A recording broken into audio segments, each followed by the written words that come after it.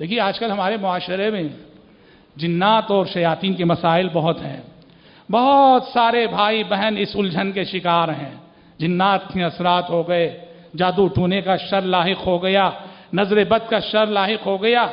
پیارے نبی صلی اللہ علیہ وسلم کی اس حدیث کی مصداق جو 100 مرتبہ ذکر کو پڑھ لیتا ہے سارا دن شیاطین کے جنات کے شر سے محفوظ رہتا ہے. جو لوگ بھی اس طرح کی آزمائشوں میں مبتلا ہیں وہ اور سارے اذکار اور رقیے صحیح صرف ایمان و یقین کے ساتھ توکل کے ساتھ صرف اس ایک عمل کا اہتمام کر کے دیکھیں. صبح 100 مرتبہ لا الہ الا اللہ وحدہ لا شریک لہ لہ الملک و لہ الحمد وہو علی کل شیء قدیر، اور شام 100 مرتبہ اس کی پابندی کیجئے. شروع میں تکلیف ضرور ہوگی لیکن اس کا سامنا کرتے ہوئے مقابلہ کرتے ہوئے اس کے پابند ہو جاؤ.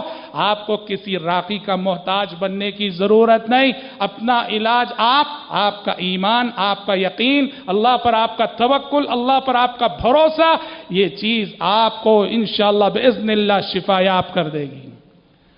عرب دنیا کے مشہور راقی ہیں. راقی کسے بولتے ہیں؟ علاج کرنے والے کو، رقیہ کرنے والے کو. عرب دنیا کے بہت مشہور راقی ہیں شیخ وحید عبدالسلام بالی. رقیہ کے سلسلے میں دنیا بھر میں ان کی لکھی بھی 2 کتابیں بڑی مشہور ہیں. پہلی کتاب ہے وقایۃ الانسان من الجن والشیطان. یہ ساری کتاب جنات کے سلسلے میں ہے. جنات اگر کسی پہ سوار ہو گئے، گھر میں بس گئے، کیسے علاج کیا جائے، کیا کیا جائے. دوسری ان کی کتاب ہے الصارم البتار فی التصدی للسحرۃ الاشرار. یہ جادو کے سلسلے میں ان کی کتاب ہے.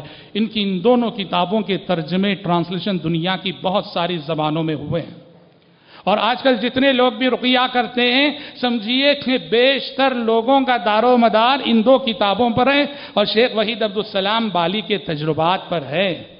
انہوں نے اپنا ایک چھوٹا سا واقعہ لکھا ہے. شیخ وحید عبدالسلام بالی نے کہا کہ ایک مریض کا علاج میں کر رہا تھا جس پہ جن وارد تھا، جن سوار تھا. کافی قرات میں نے کی، رقیہ کیا، بار بار پڑھا تو جن بضد تھا کہ نہیں جاؤں گا، نہیں نکلوں گا. کثرت قرات کے بعد، کثرت رقیے کے بعد اس نے کہا کہ ٹھیک ہے اب میں نکلنے کے لیے تیار ہوں، اب میں نکل جاؤں گا، اب میں اس کے بدن کو چھوڑ کے جو ہے چلا جاؤں گا، لیکن ایک شرط. کہا کیا ہے شرط؟ اسے چھوڑ کے تمہارے اندر آنا چاہتا ہوں میں، اسے چھوڑ کے تمہارے اندر آ جاؤں گا میں. ایک طرح سے وہ ڈرانا چاہ رہا تھا، دھمکانا چاہ رہا تھا. وحید عبدالسلام بالی کہتے ہیں میں نے ایک طرح سے وہ مجھ سے چیلنج کر رہا تھا، دھمکا رہا تھا کہ تم پر سوار ہو جاؤں گا. میں نے کہا کہ ٹھیک ہے سوار ہو جاؤ. میں نے چیلنج کو قبول کیا. میں نے کہا کہ ٹھیک ہے سوار ہو جاؤ.